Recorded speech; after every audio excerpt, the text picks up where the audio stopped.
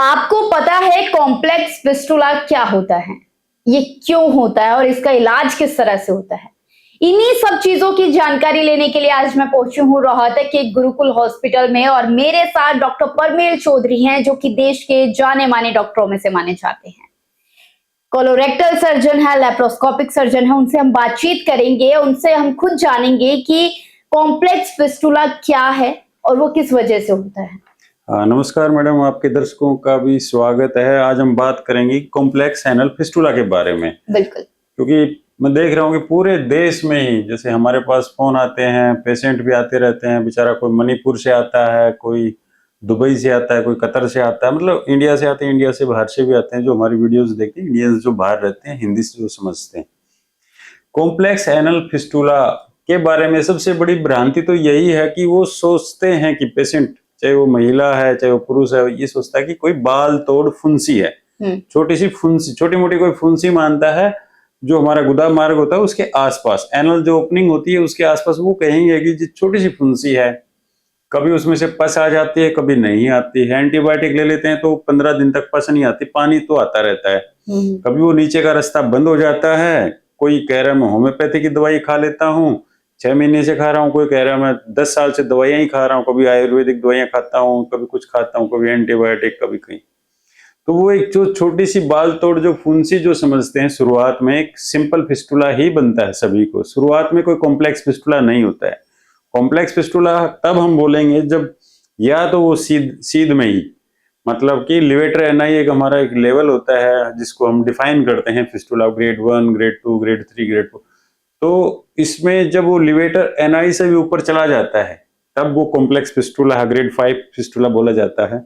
या फिर जो फिस्टुला मतलब भगंदर, जो सुराख हैं वो मल्टीपल हो जाते हैं, लेफ्ट में भी हैं, मतलब दाएं तरफ भी बटक पे हैं, बाएं तरफ भी हैं, और मिड रीजन में उसकी ओपनिंग्स होती है। मतलब कि एक तरह से जो अंदर की तरफ हॉर्स शू बोला जाता है, जैसे घोड़े की जो नाल होती है नीचे की।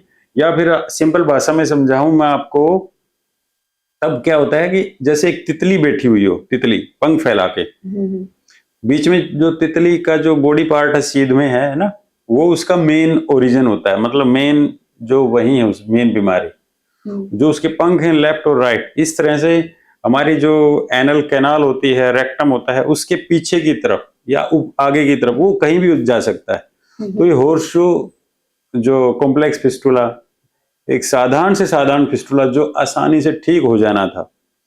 या फिर जो मरीज डिले करते हैं, अपने ट्रीटमेंट में ही डिले करते रहते, कहते हैं जी एब्सेस हो गया। देखिए, कोई भी पेरिएनल रीजन में गुदा मार्ग के आसपास कोई एब्सेस ऐसे नहीं बनता है कि सिंपल फोड़ा या फुंसी उस पे कट लगाया ठीक हो गया, नहीं।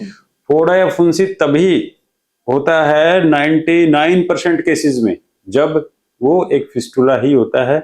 अंदर से उसकी मवाद बनी है, ट्रैक बनी है, वो जो बोला ना मैंने, ट्रैक्स बन जाते हैं इसमें मल्टीपल, एक तरह से सुरंगें सी बन जाती हैं, जैसे चूहा बिल खोद देता है या दीमक लग जाती है लकड़ी में, वैसे ही ये फिस्टुला के ट्रैक्स होते हैं जो अंदर ही अंदर चलते रहते हैं। और इनका कोई ये नहीं होता कि वो किस तरफ खुलेंगे। वो कभी आगे की तरफ देख रहे होते हैं, घूम के नीचे 6 o'clock पे चले जाते हैं, कुछ 6 o'clock पे होते हैं, 3 o'clock पे, 9 o'clock पे, अपने नीचे से यहाँ से वहां, मतलब ट्रैक्स, मल्टीपल ट्रैक्स। क्योंकि जो पस होता है उसमें इतना प्रेशर नहीं होता कि वो जाते ही नीचे की चमड़ी को फाड़ दे। वो फाड़ ही नहीं पाती है, तो फाड़ेगी नहीं तो पस भी नहीं निकल पाती है। और वो पस नहीं निकल पाती है तो यहाँ वहां जहां जहां घूम घूम के परमानेंटली जो पस बनी रहती है वो फिर ट्रैक्स बन जाते हैं। पैदा कैसे होता है? अंदर के जो हमारे एनल ग्लैंड्स होते हैं, ग्रंथियां होती हैं कुछ ना, जिसमें से तेल है, म्यूकस है, वो निकलता है, पानी, वो प्राकृतिक तौर पे एनल कैनाल और जो रेक्टम उसको गीला रखने के लिए होते हैं। उन्हीं ग्लैंड्स का इन्फेक्शन होता है, चाहे वो पाइल्स की वजह से हुआ हो, चाहे फीसर है या कोई कॉन्स्टिपेशन से।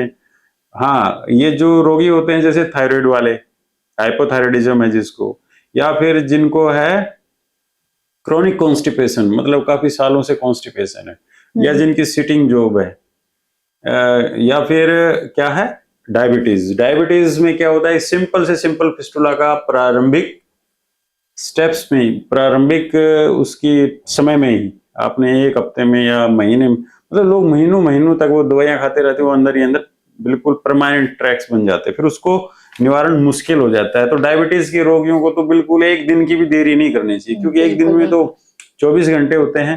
और बीमारी जो पस बढ़ती चली है, जाती एब्सेस है, वो तो घंटों के हिसाब से, मिनटों के हिसाब से यहाँ वहाँ ट्रैक बनाती रहती है।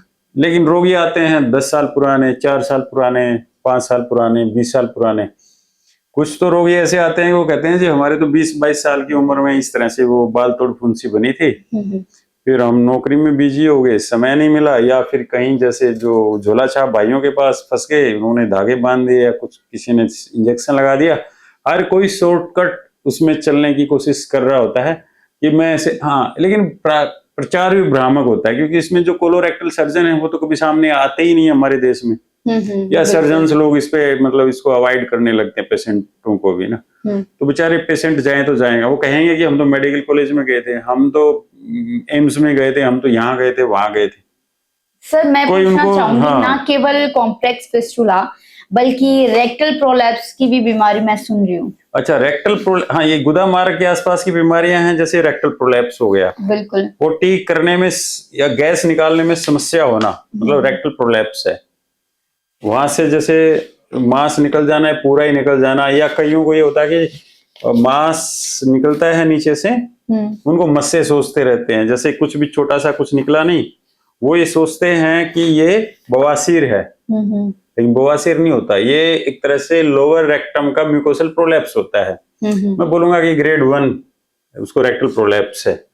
फिर वो चला जाता है झोला छाप भाइयों के पास, या जो कम एक्सपीरियंस वाले डॉक्टर के पास, वो इसमें काट छाट मचा देते हैं। काट छाट का मतलब ये है कि वो उसको पाइल समझ के या उसकी स्क्लेरोथेरेपी कर देते हैं, या इंजेक्शन लगा देते हैं, या कुछ ना कुछ इसके साथ दुर्घटना कर देते हैं। और वो दुर्घटना ऐसी होती है कि उसके बाद जो चीज, मतलब जो जिस चीज का ट्रीटमेंट था ही नहीं उनके पास, उन्होंने उस चीज को गलत तरीके से कर दिया। जो गाड़ी जानी थी कलकत्ता, उसको भेज दिया चंडीगढ़ की तरफ, मतलब बिल्कुल जो पूर्व में जाना चाहिए था उसको उन्होंने पश्चिम में चला दिया।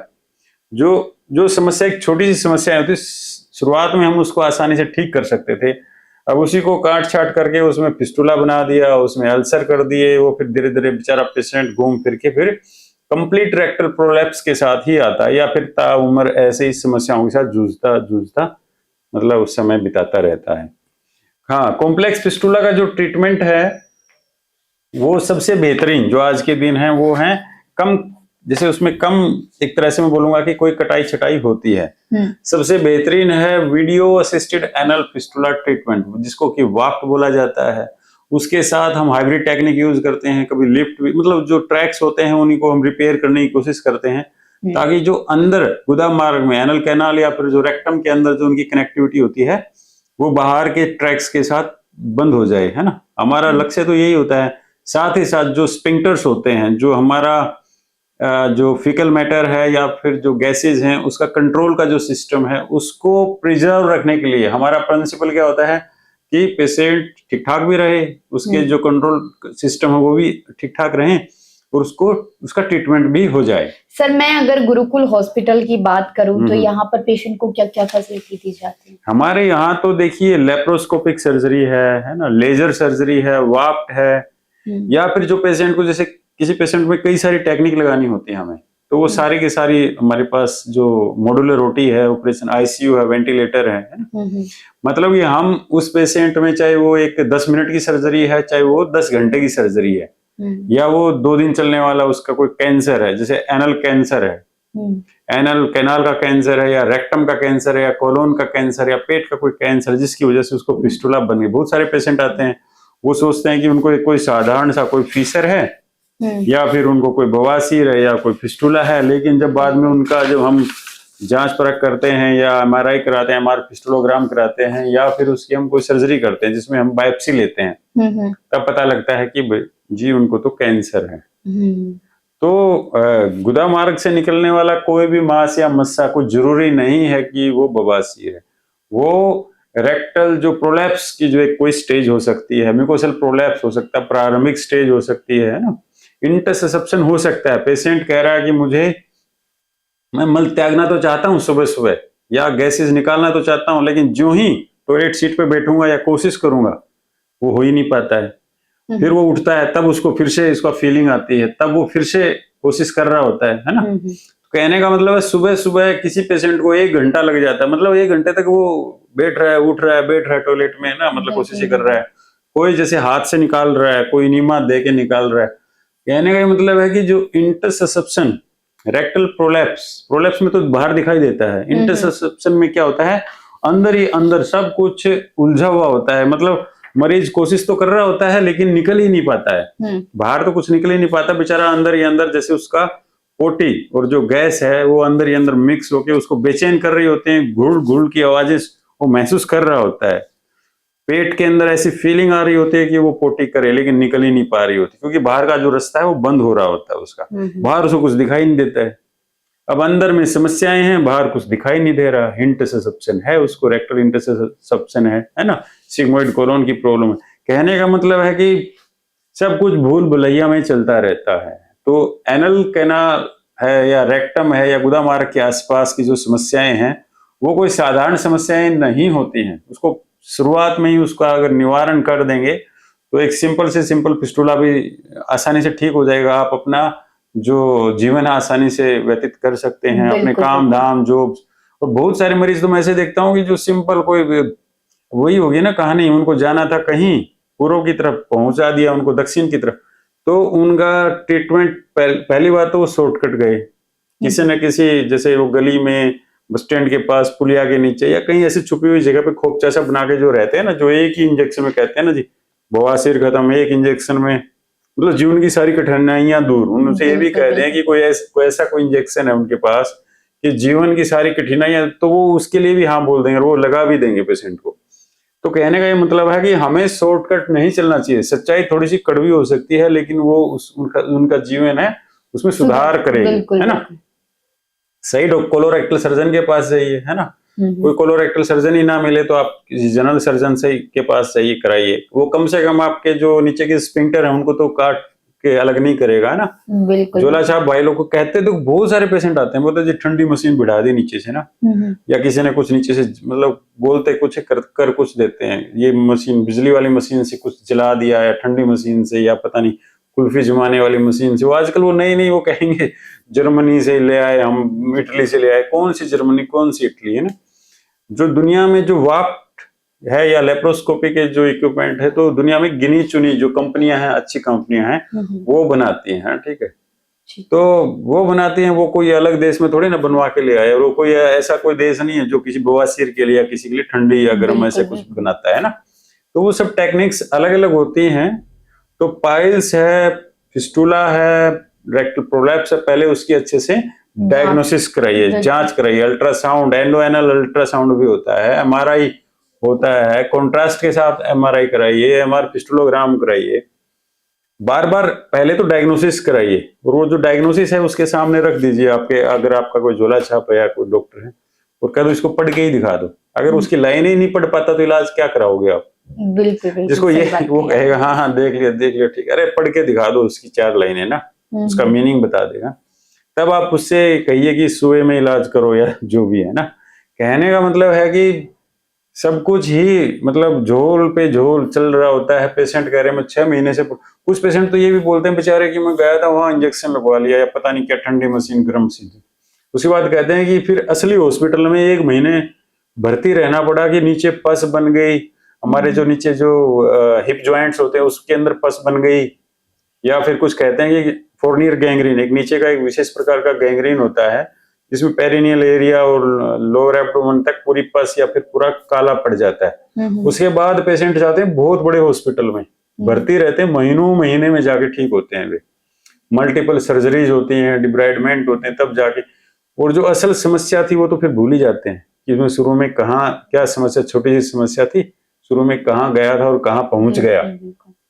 तो कहने का मतलब है कि पाइल्स भले ही आपको दिखाई नहीं देती हैं या रेक्टल प्रोलैप्स आपको दिखाई नहीं दे रहा है, तो उस समस्या को इतना भी खुद पेशेंट ही इग्नोर कर रहा होता है। वो खुद ही सोचता है कि चल भाई ये तो ऐसे ही है, छोटी मोटी समस्या है। तो सबसे छोटा जो शहर के जो सबसे छोटे छोटे वो खोपचे से बना के जो बैठे हुए होते हैं झोला छाप भाई लोग, तो उनके पास जाके वो कुछ ना कुछ गलत कराते हैं, बिल्कुल है ना। फिर HIV, HCV, काला पीलिया, ये पीलिया, वो बीमारियां भी वहीं से पकड़ के लेके आते हैं, बिल्कुल है ना। तो कहने का मतलब है कि आप अपने शरीर के साथ पहली बात तो खुद ही खिलवाड़ मत कीजिए। खुद खिलवाड़ करेंगे तभी तो आप कहीं ना कहीं गलत जगह जाके कुछ ना कुछ गलत ट्रीटमेंट करा के शरीर को तहस नहस कर देते हैं, काम धाम छूट जाता है, डिप्रेशन में आए रहते हैं। मेरे पास जितने पेशेंट भी आते हैं वो 4, 6, 5 बार सर्जरियां करा के ही आते हैं, और फिर उसके बाद कहते हैं हम तो 2 साल से नौकरियां ही छोड़ दी, जॉब छोड़ दी, घर में सब अस्त व्यस्त उनका हो जाता है। कहने का मतलब है इस बीमारी को थोड़ा सा सीरियसली लीजिए और सही जगह पे इसका उपचार कराइए। ठीक है, thank you doctor Parmel Chaudhary. अगर आप भी फिस्टुला, रेक्टल प्रोलैप्स या फिर पाइल्स जैसे आपके अंदर भी सिम्टम्स दिखाई दे रहे हैं, तो आप भी कोलोरेक्टल सर्जन से सलाह लेकर अपना ट्रीटमेंट सही तरीके से लें।